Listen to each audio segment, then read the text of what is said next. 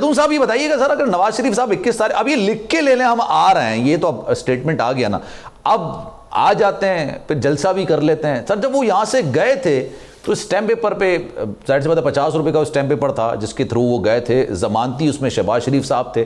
वापस आएंगे तो कानूनी तौर पर क्या क्या चैलेंजेस का सामना उनको करना पड़ सकता है नवाज शरीफ साहब को?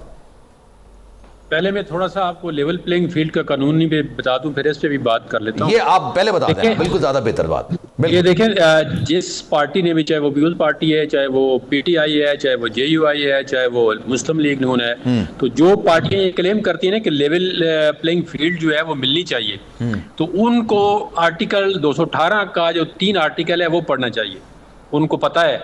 अब ये देखें ना, इलेक्शन कमीशन की आईनी ड्यूटी है कि इलेक्शन को फेयर बनाएं, ऑनेस्ट बनाएं और मेरिट पे एज पर लॉ बनाएं। अगर जिस तरह पीपल्स पार्टी ने इलेक्शन कमीशन से कंप्लेंट की है जी कि हमारे जो कुछ स्कूल बन रहे थे या कोई प्रोजेक्ट है, अगर दूसरे किसी सूबे में ऑन गोइंग है तो सिंध में क्यों बंद है, तो ये इनकी जायज़ कंप्लेंट है। अगर इलेक्शन कमीशन किसी दूसरे प्रोविंस में किसी प्रोजेक्ट को ऑन गोइंग को इजाज़त देता है तो सिंध में भी इजाज़त देनी चाहिए। बिल्कुल, ये बिल्कुल, तो वो इलेक्शन कमीशन को बिल्कुल कह सकते हैं और डॉक्यूमेंट के साथ, एविडेंस के साथ इलेक्शन कमीशन के सामने केस इलेक्शन कमीशन का नाम नहीं ले रहा है ना, वो तो पहले उन्होंने नाम नहीं लिया, उसके बाद लेवल प्लेइंग फील्ड के मुताबिक उन्होंने लेवल दिया। लेवल प्लेइंग फील्ड आपको कोई पार्टी नहीं दे सकती, जिसकी ड्यूटी है इलेक्शन को फेयर ट्रांसपेरेंट कंडक्ट करना, मेरिट और इलेक्शन का अंदर जो भी कोई मसला हुआ तो उसकी जिम्मेदारी इलेक्शन कमीशन की है। अभी डेट जो है जो भी है, चाहे दे दिया है प्रेसिडेंट ने या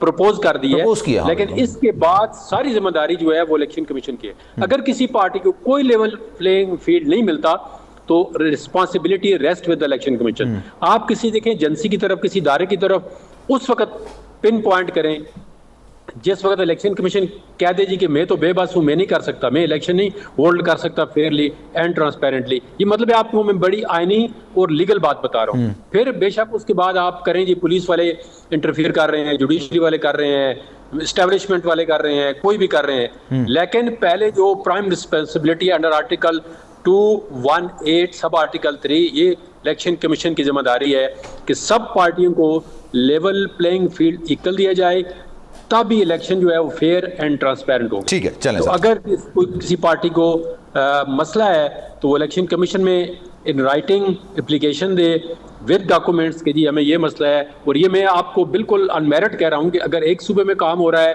वो वहाँ की अगर ब्यूरोक्रेसी ट्रांसफर हो रही है तो दूसरे सूबे में भी इक्वल ट्रीटमेंट होना चाहिए, चाहे वो KPK हो, चाहे वो सिंध हो, चाहे वो पंजाब हो, चाहे बलूचिस्तान हो।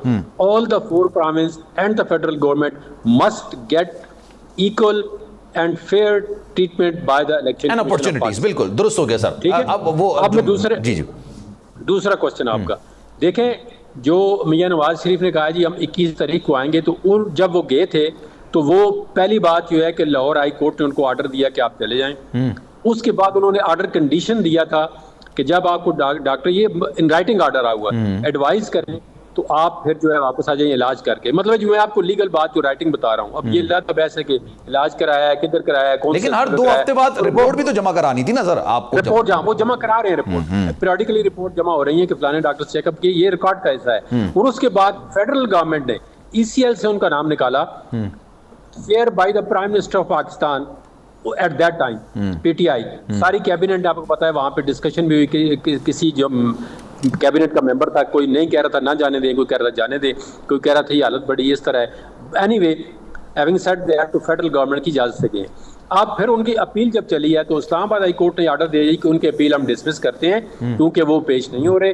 तो उनकी अपील जब वो सरेंडर करेंगे, तो जब वो एप्लीकेशन देंगे तो बहाल हो जाएगी, तो उनका केस उसी डेट से फिर जहाँ से अपील डिसमिस हुई थी वहाँ से मेरिट पे सुना जाएगा।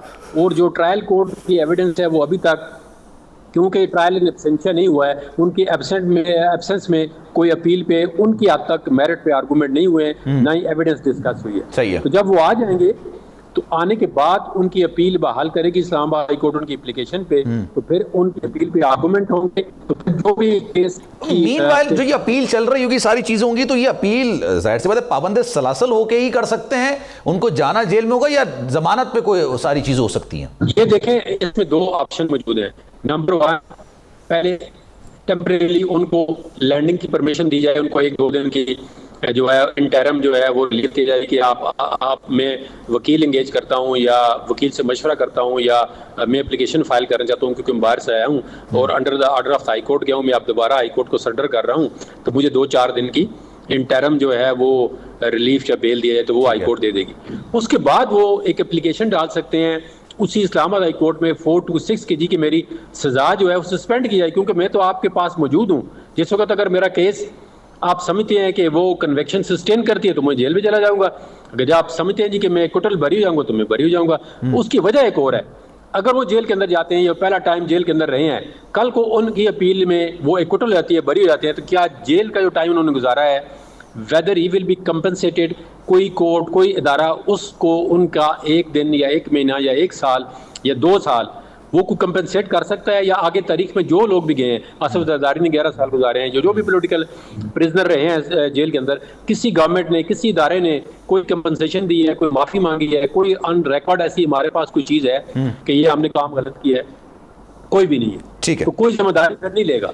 इस वजह से अगर एक देखे ना, एक बंदा है उसकी एक केस के अंदर ये लग रहा है कि भाई केस के अंदर इतनी जान नहीं है, कल को इसके एक्विटल ले जाओ, केस सारी दुनिया को पता है सियासी लोगों पे जो केस बनते हैं उनके पीछे क्या कार्य फरमा होते हैं और किस तरह केस बनाए जाते हैं। तो मेरे ख्याल में इनका केस कोई इतना कॉम्प्लिकेटेड नहीं है जो लोग समझ रहे हैं। ठीक है। तो जेल में एक और बात है, जेल के अंदर अगर कन्विक्टेड बंदा हो तो उसकी सजा भी किसी वक्त भी प्रोविंशियल गवर्नमेंट जिसकी जुरिस्डिक्शन में वो जेल होती है वो किसी वक्त सस्पेंड भी कर सकती है, चाहे वो 1 महीने के लिए करे, 2 महीने के लिए दे।